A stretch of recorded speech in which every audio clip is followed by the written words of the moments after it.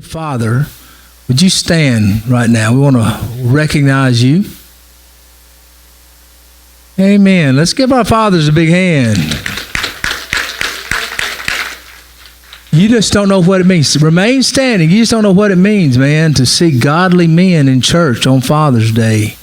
Thank God for you, because we're trying to raise up an army. Boy, how badly today in this world we need men of God. You don't have to be perfect, but a man of God that seeks Jesus and loves Jesus. And I'm going to ask you to remain standing. I realize you're going to have to stand for maybe 3 minutes here, but I'll be standing a lot longer than you. But remain standing, and we just want to say thank you, dads, for being here and for trying to be a godly father.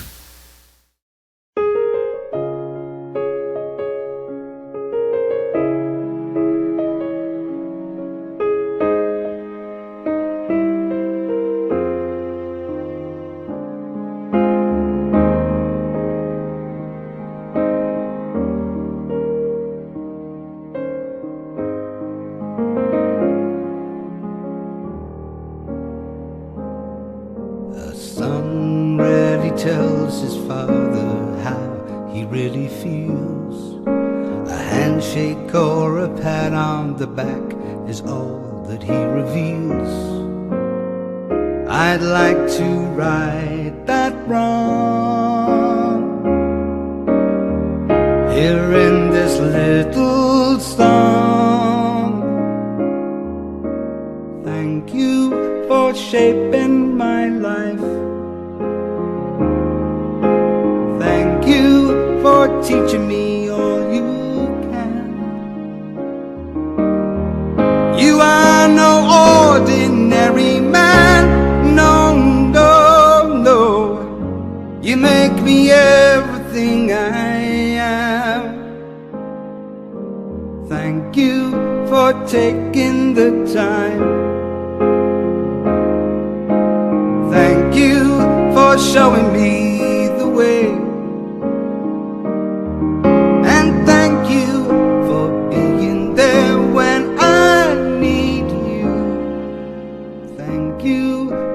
Every single day.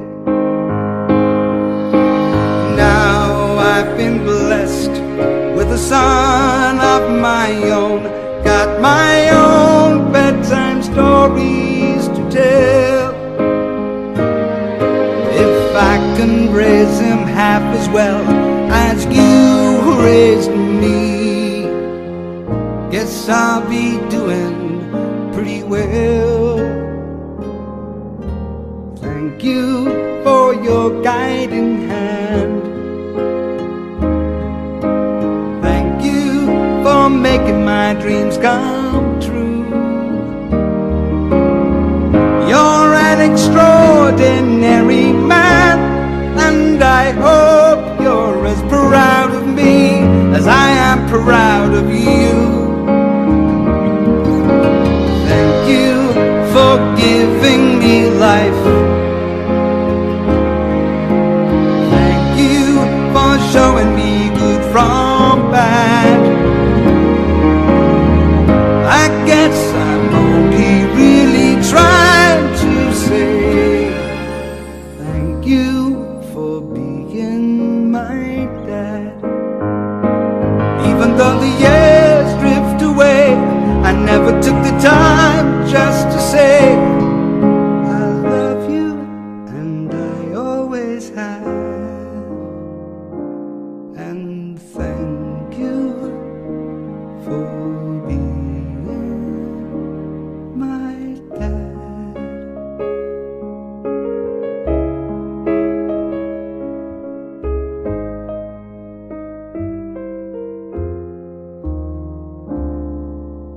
Thank you for being my dad.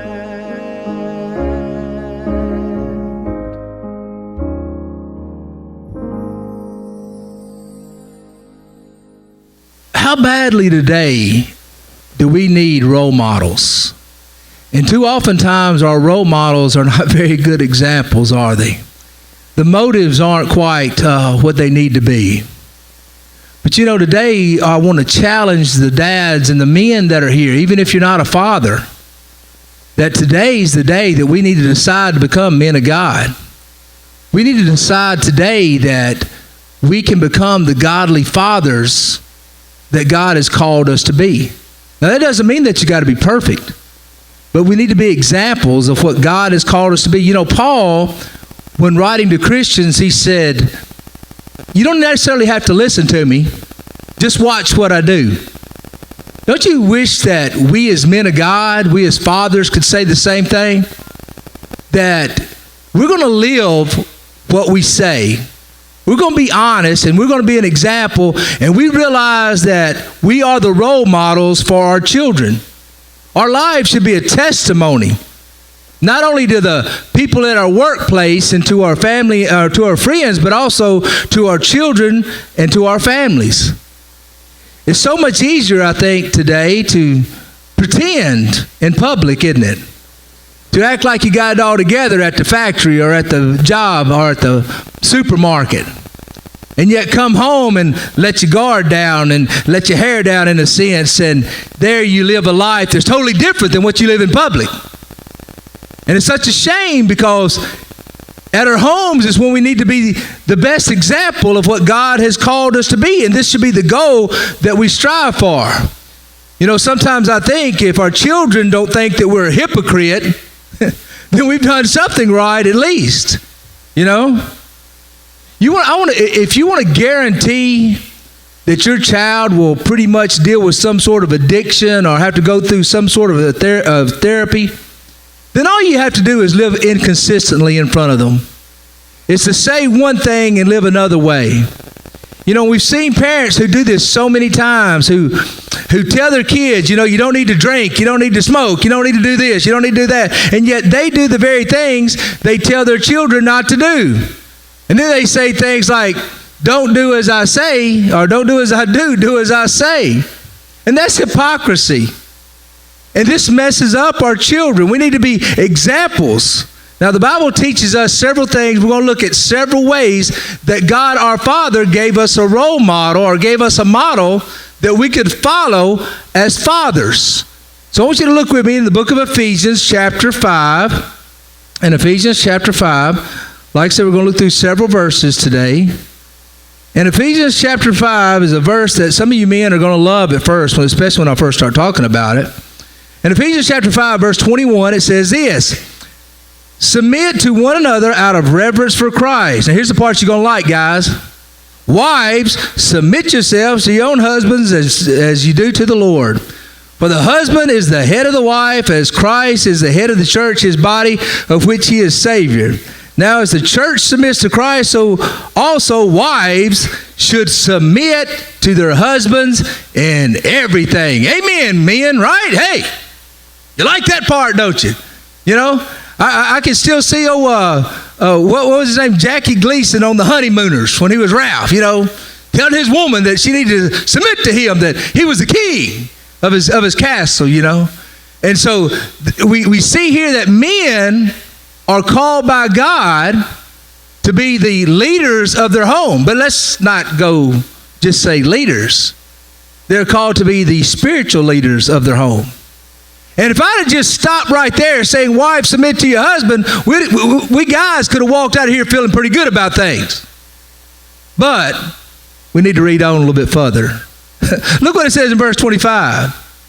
It says, husbands, love your wives just as Christ loved the church and gave himself up for her to make her holy, cleansing her by the washing with water through the word, and to present her to himself as a radiant church without stain, without wrinkle, or any other blemish, but holy and blameless. In the same way, husbands ought to love their wives as their own bodies. He who loves his wife loves himself. After all, no one ever hated his own body, but they feed and care for their body just as Christ does the church. And also, we forgot about the very first verse that introduced this in chapter 5, verse 21, where it says what? Submit yourselves one to another. Now, hold on. What's that saying? Well, it's saying that wives, you are to submit yourselves to your husbands. In other words, you are to give over to their authority. But then again, it says, husbands, you are to love your wives as Christ loved the church. And how did Christ love the church? He served the church. He submitted himself in a sense. He humbled himself. And the Bible tells us that we should submit ourselves to one another. Now, if we are both submitting, if the husband's submitting to the wife and saying, honey, whatever you want to do, I'll do whatever you want to do, and the wife saying, honey, whatever you want to do, I'll do whatever you want to do. If both of them are trying to submit, then who's the head of the house? Jesus is. Do you understand that? You see, when both people are trying to submit to one another and serve one another and love one another, then Jesus becomes the head of the house. That's who is to be head of the house, is Jesus. Now, we can get into some kind of debate on who has to make the final decisions, but we're not here to talk about that. What we're here to talk about is your role as a father is to be the spiritual leader of that house. Now, we want our wife and our kids to fall in line. We want to be the boss. Well, if you want to be the boss, then lead by example. Jesus led by example. He didn't simply say, do what I say, not what I do. Jesus said, follow me, follow me. For your children in the long run will be carbon copies of what you do, not what you say. I remember a story of a closet alcoholic. He was functional, but he would go to work, and then after he'd get home from work, he'd pretty much leave the wife and kids in the house and then slip out to his shed, and he had his bottle of vodka there hidden in his shed, you know. And he'd get drunk, and he'd stagger back into the house about dinner time and time to eat supper and pass out. One day it had snowed, and he had walked out to his shed there, and he had opened up his vodka bottle, and he began to pour himself a drink, and he was well on his way when all of a sudden the door opened, and there stood his little boy. The father was in shock, and he said, son, how did you find me? The little boy said, I just followed your footprints in the snow. You see, that's what kids do. How many of us who did not have godly fathers maybe, at one time said, I'll never do what my daddy did. I'll never say what my daddy said. I'll never go where my daddy went, and yet we find ourselves following many times his own footsteps, his own footprints, doing the same things he did. And except by the grace of Jesus Christ, some of us would still be on that road today.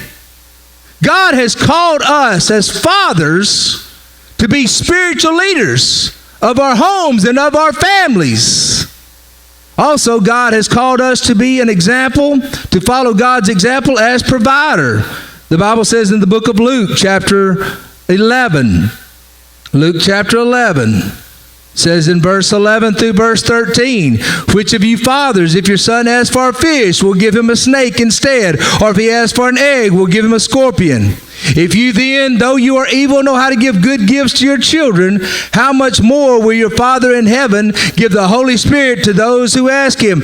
God calls us as fathers to be providers for our families. As a matter of fact, it says this in 1 Timothy chapter 5, verse 8, it says, anyone who does not provide for his own relatives, especially for his own household, has denied the faith and is worse than an unbeliever.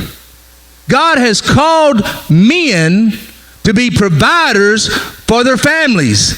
The father is pictured as one who gives material things to his family, who takes care of the material needs of his family, whatever it takes to provide for the food and the clothing and the shelter for that family. God has ordained the father to do that. That's part of the father's role. But also, not only should we be giving the physical and the material things to our children, but we should also be the spiritual provider for our children. We are called to raise our children, to train up our children in the way they should go, which means in the ways of God. And we are called to give our children to be the spiritual leaders of our homes and to give the spiritual provision to our children. Are you the spiritual leader of your home? Or do you pass that off to your wife or your ex-wife? While you'd rather spend the day golfing or fishing or whatever it may be. God has called you, and you will be held accountable when you stand before God on how you raised those kids, how you led that family. Just as I will be held accountable one day as the pastor of this church, for how I conducted myself and how I led this congregation, one day you as a man will be held accountable and responsible for how you led your home. How you spiritually led your home. You can't pass that off on anybody but you. Not only that, the Bible tells us that we should follow God's example as a father and as a disciplinarian. And that's part we as kids never like to hear. But Hebrews chapter 12 verse 5 says it this way. It says, and you have completely forgotten, and have you completely forgotten this word of encouragement that addresses you as fathers, addresses his son. It says, my son, do not make light of the Lord's discipline, and do not lose heart when he rebukes you, because the Lord disciplines those whom he loves, and he chastises everyone he accepts as a son. Endure hardship as discipline.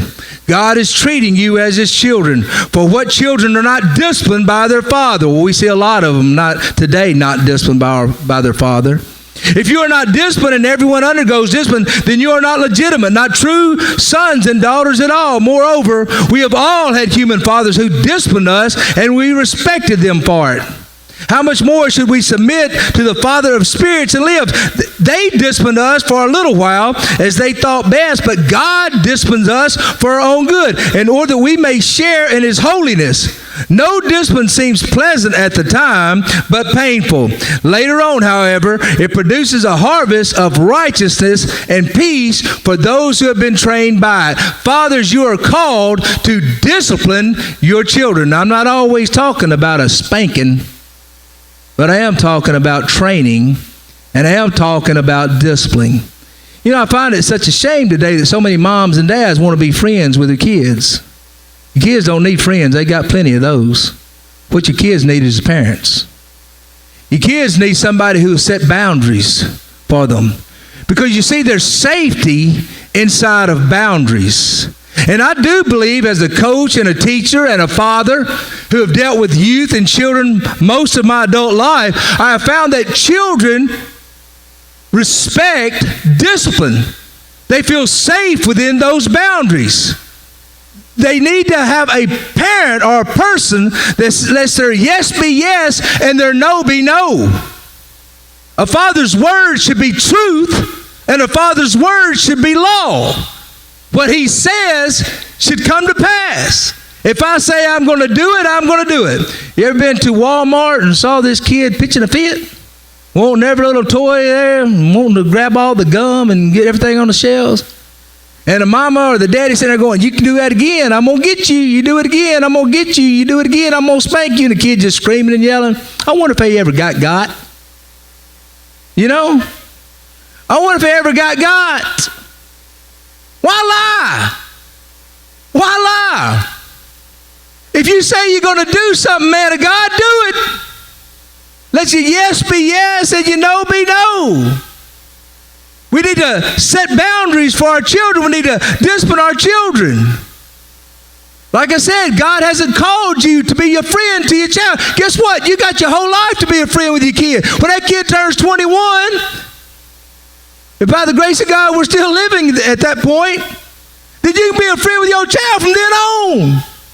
But until that child becomes an adult, until that child becomes a man or a woman, you are called to be the parent of that child. And we are to set boundaries for our children. Not only that, we as fathers should be the primary disciplinarians of the home. We set the pace. We set the boundaries. Not only that, but we should follow God's example of being there. Look what it says in Hebrews chapter 13, verse 5. Hebrews chapter 13, verse 5. It says, keep your lives free from the love of money and be content with what you have, because God has said, never will I leave you, never will I forsake you. God's example is this, no matter what you do, no matter where you go, no matter how many times you fail, no matter how many times you fall, he is not going to leave you nor forsake you. Now, in the Greek, that word leave or forsake, it also carries the connotations of loneliness.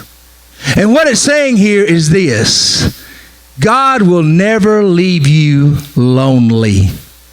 You don't have to be lonely. You don't have to be alone. God's always there with you. He's only a prayer away. All you got to do is recognize he's right there. And you don't have to be ashamed to come and sit in his lap. You say, well, I've done too much. I went too far. God couldn't possibly love me after all I've done. The Bible is explicit. He will never, never, never leave or forsake you. What a beautiful promise. You'll never have to be lonely. I don't care what you've done or where you've been, how many times you've failed. And that's what our children need to understand also, don't they? That we as fathers will never leave nor forsake them. I've got your back, son. Now, that doesn't mean we're always going to enable them. That doesn't mean that we'll always approve of what they did.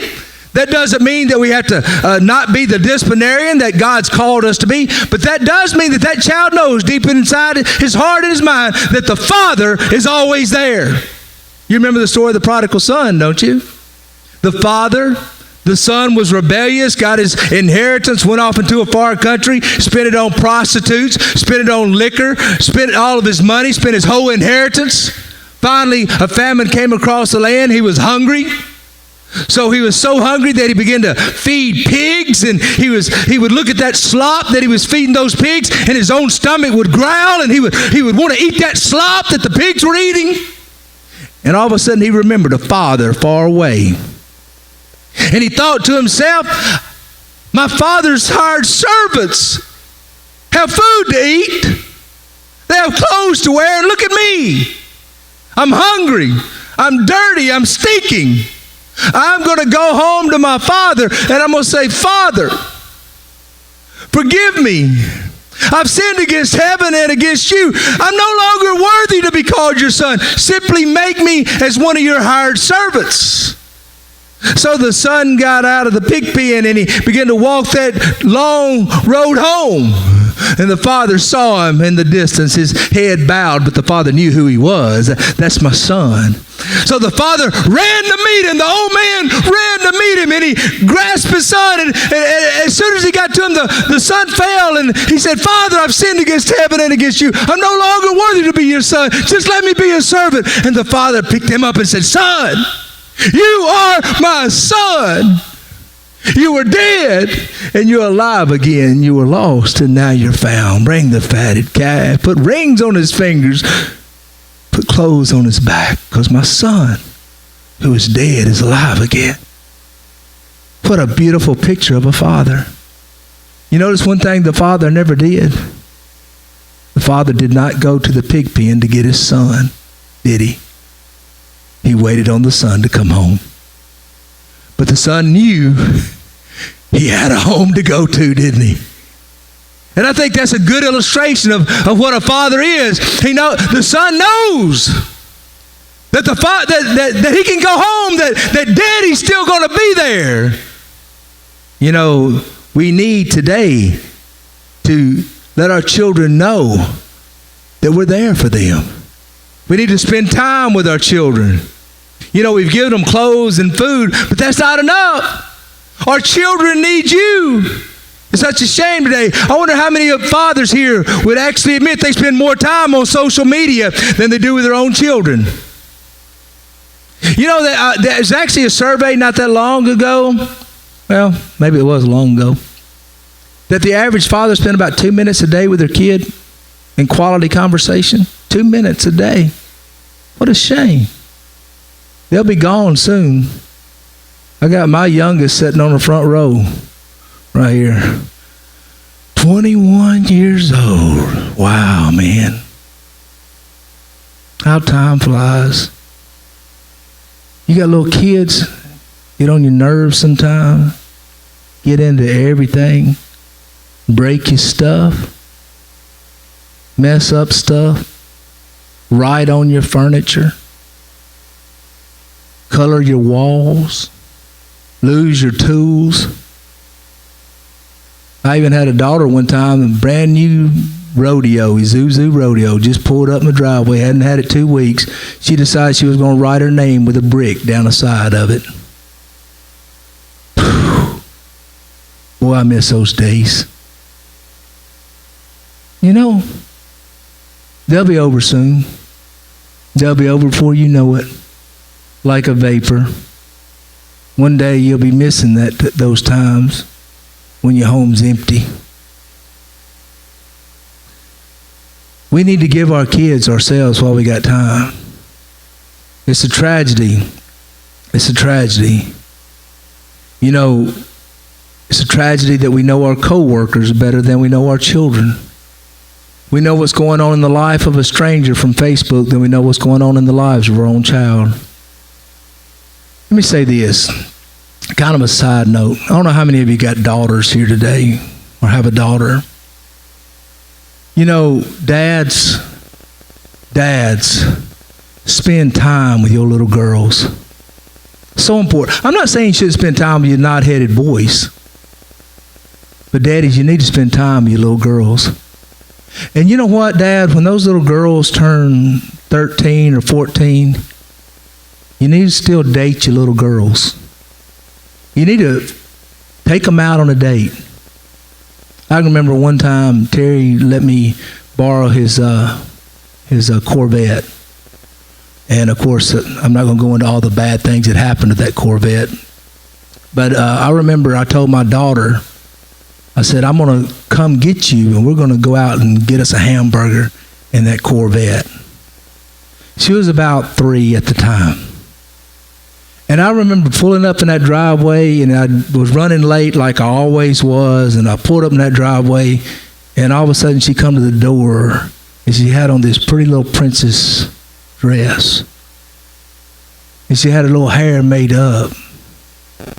And I looked at my wife at the time, I was like, why did you dress her up like that? And she said, I didn't. She had a date with Daddy. Wow. See, those things mean something to our little girls. It's such a shame, isn't it, when they turn 13 or 14, they start developing breasts. We don't even touch them anymore. It's just the truth. We don't know what to do with them. We mean just, oh. You know what they are? They're still little girls in developing bodies. And you know what they need? They still need to climb up in Daddy's lap sometime and let Daddy hug them and say, baby, it's okay. It's okay. Let me say this, dads. If you don't touch them, somebody else will. If you don't love them, somebody else will. If you don't let them crawl up into your lap, some other man will. Fill up your daughters with the love that only a father can give. Because without a father's love, a little girl, her whole life, she's empty. And she's looking and searching. Fill up that little girl, Dad, while you got time. How badly we need daddies in our lives. Such a shame. We just don't have that like we need it. I see these little girls all the time at school. Some of them hadn't seen their dads in years. Breaks my heart to think about little girls growing up fatherless. We wonder what's wrong with our society today. Why are so many people disrespectful of authority? Why are so many people searching? Why are so many people doing this? Well, a lot of it's because there's not dads in the home anymore. There's no fathers in the house who are fathers. They're either drugged up or not there at all.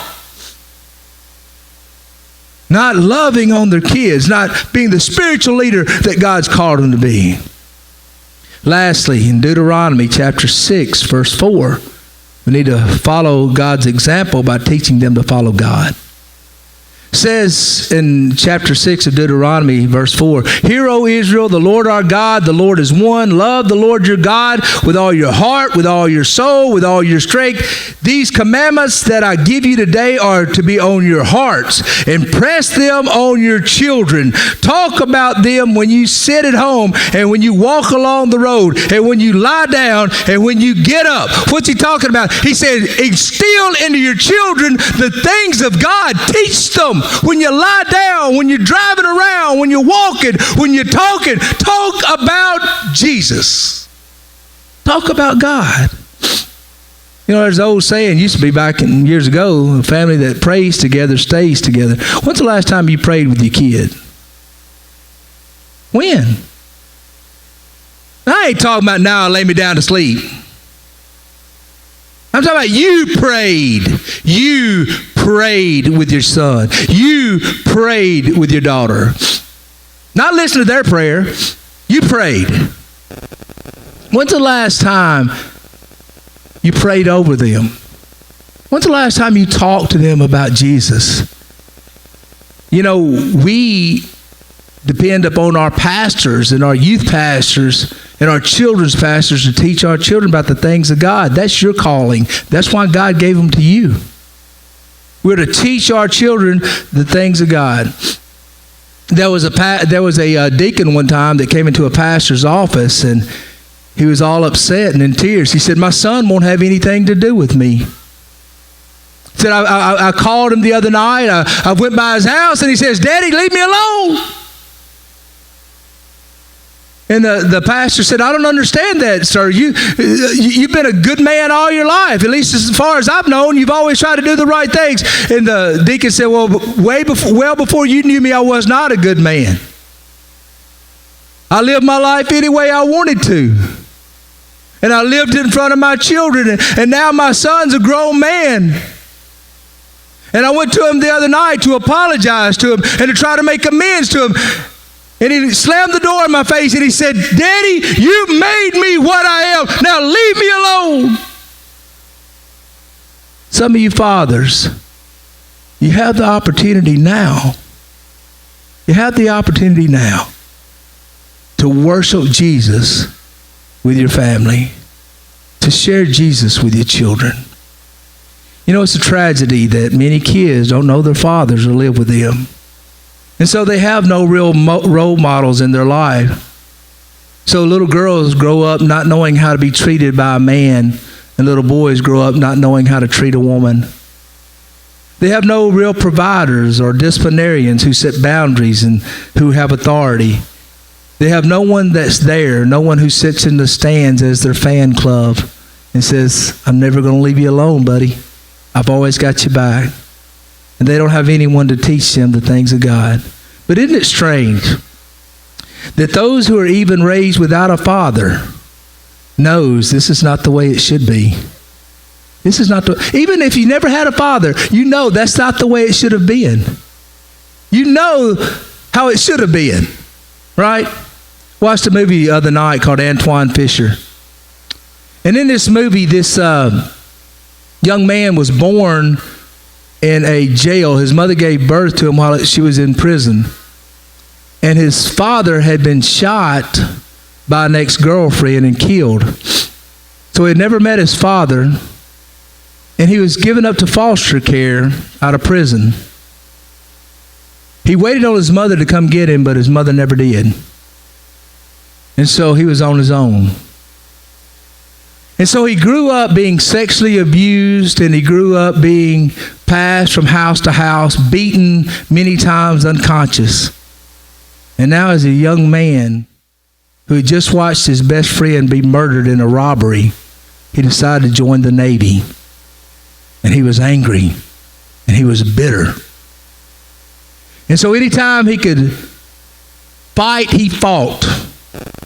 He had such anger issues that the Navy kept putting him on restriction. And finally, they sent him to a psychologist, a Navy psychologist. And as he met with this Navy psychologist, played by Denzel Washington, at first he just sat there. He wouldn't speak. And the psychologist kept waiting for him to speak and kept opening the door for him and demanding that he come. And finally, he began to share his story. And when he shared his story, Denzel Washington became his spiritual father. And as when he became his spiritual father, this young man's life began to change.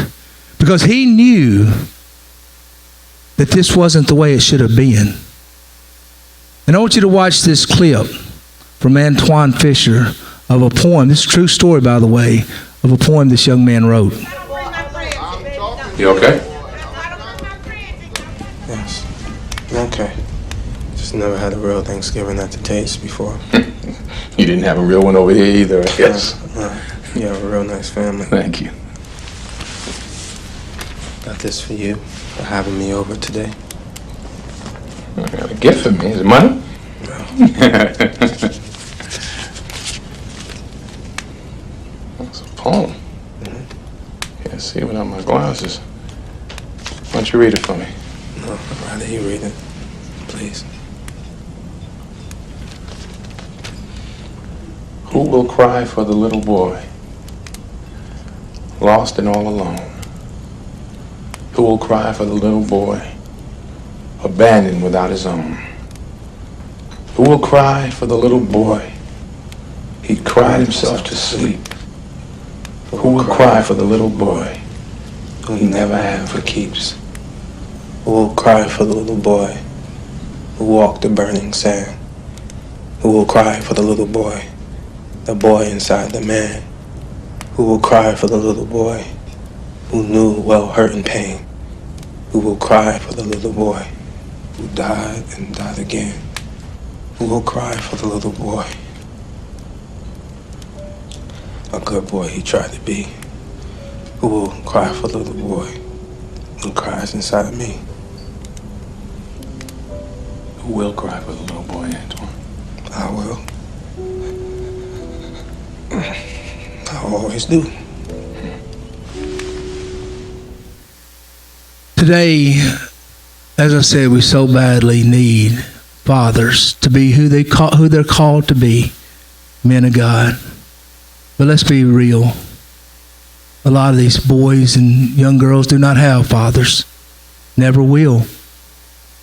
We as men of God need to take some of these kids up under our wing and be the spiritual fathers. You know, I read in the book of Timothy, right there at the beginning of the book of 1 Timothy, Paul talks about Timothy's mother and grandmother. And he says, what a fine example of Lois that Lois and Eunice had of faith. And he says, Paul says, I can see the faith of your mother and grandmother in you. But the father's never mentioned.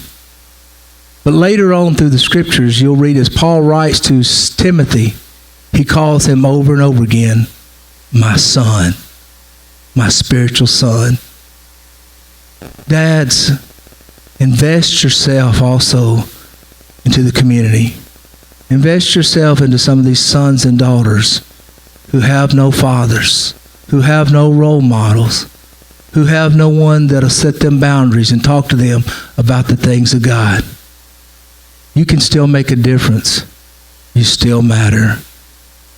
The world so badly needs today, I believe, as bad as it needs anything, godly men. Would you stand with me? Today we're going to have a short invitation, and John's going to play a video, and that's going to be our invitation. And today, if you don't have a church home, we'd love for you to become a part of our church today. Or if today maybe you're a father and you want to bring your family to the altar and pray together, then this would be a great time to do it. Get your family together and let's start worshiping Jesus as a family right now.